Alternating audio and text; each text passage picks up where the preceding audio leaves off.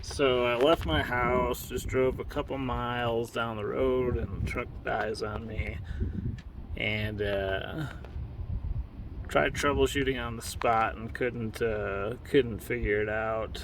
There was there's spark compression, but it didn't seem like it was getting fuel. So it seemed like maybe it was a fuel rail, or not fuel rail, but a fuel pump. So check the relays, and what we do with the relays is we check the different connections with the ground. And when things are supposed to be getting power, there's a continuous power in there, and then one that only comes on with the accessory, and then the relay itself, which switches. So because all these relays are the same, you could switch the horn one with this one just to check it. But I also tried a jump wire to jump it, and what I was experiencing is there wasn't even the sound of the power steering pump trying to come on. So when you first turn your key, before you turn it over, you hear that little hum, and that's your power steering pump priming. So it's sending up pressure to the fuel rail. So then I checked the fuel rail today. I had to get it towed. But I checked the fuel rail, and there's no pressure to the fuel rail, which means that the pump isn't getting power, or else it's bad, right? So then I'm trying to determine, well, is the pump bad, or is it, something else causing this issue? So I start tracing the wires and the wire harness, and I get down here, and I'm seeing some what looks like cut wires or broken wires. So what I'm going to do is access that and try and put those together, and I'll do another video to see if that fixes the problem or not. I'm hoping that it does, because it'll be a big pain. I'll have to remove the bed of the truck to install the a new not power steering, but a fuel pump. So hopefully it's just this wire issue. Maybe one was about to break and it broke on me, and that's why it quit working. Anyways, so I'm going to do that, and it may be something that someone else could use in the future, to where they don't have to replace the fuel pump on theirs either, if it's something like this.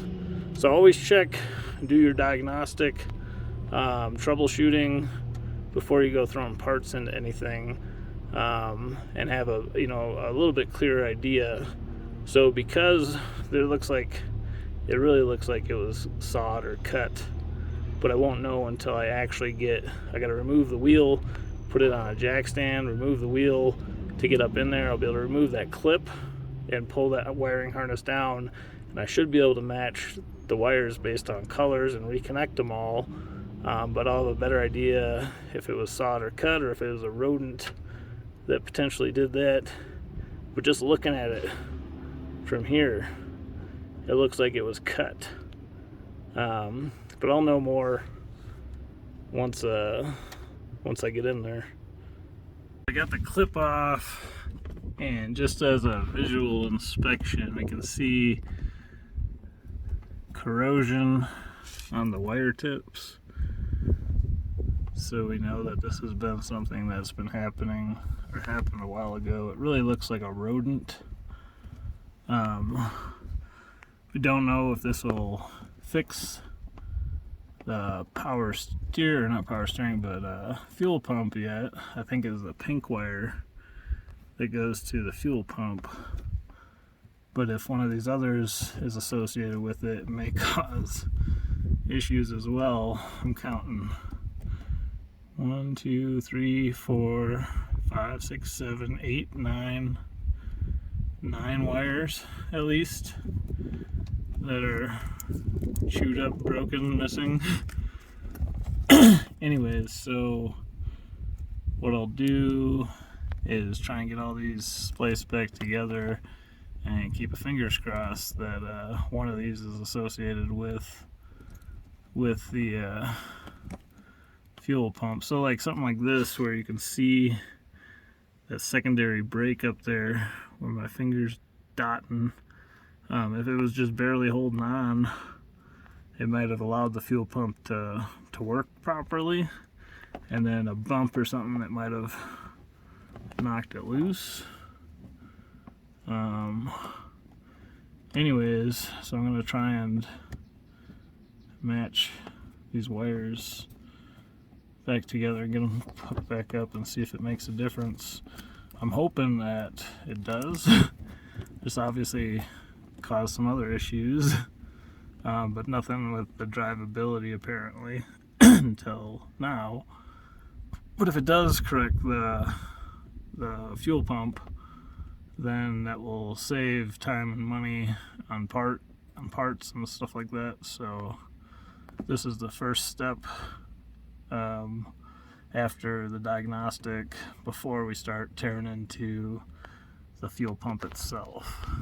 I had pulled the motor off of the washing machine I had when it went out, because I wanted to keep the bearing from the motor, or the two bearings.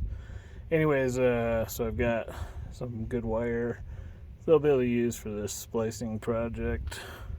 So it can't hurt to have all the wires connected again, but it unfortunately still didn't fix my fuel pump issue, so I'm gonna continue to follow the line back, see if there's any more breaks. If the line's good, then it's gonna end up being the fuel pump. So now I got that all tidied up, held together with some zip ties, and I'll wrap it with some electrical tape and put it back up where it's supposed to be, and I'll continue to follow the line down. Looks like we got something right there that could be causing something too, so I'll have to check that line as well. So I traced the line back to the fuel tank, and I'm not finding any other breaks. So the next step's gonna be to disconnect the bed of the truck from the truck itself via that bolt, and so on down the line. I think I read that there's 8 of them, but then you gotta jack up and move the bed of the truck pretty much off of the truck itself to access the fuel pump.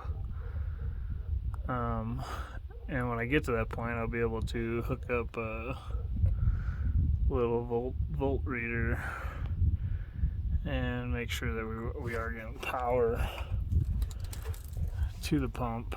It's more than likely the pump at this point, which is unfortunate, but it also is what it is. Not much you can do.